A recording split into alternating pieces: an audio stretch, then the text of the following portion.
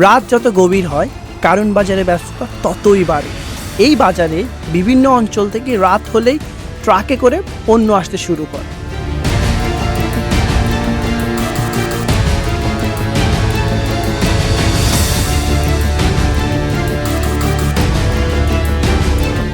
কারণ বাজার শুধু ঢাকা নয়, দক্ষিণ এশিয়ার সবচেয়ে অন্যতম বৃহত্তম পাইকারি মার্কেট প্লেস।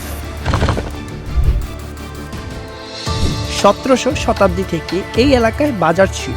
পরে 1800 শতাব্দীর শেষের দিকে মারোয়াড়ি ব্যবসায়ী কাউরন সিংহ এখানে একটি বাজার স্থাপন করে, যার নাম হয় কাউরন বাজার।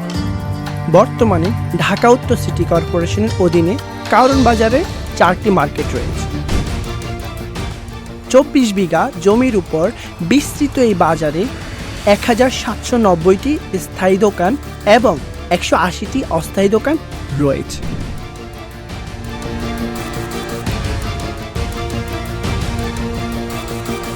কারণ বাজার শুধু একটি বাজার নয়, এটি ইতিহাস, সংস্কৃতি এবং অর্থনীতির একটি মেলবন্ধন।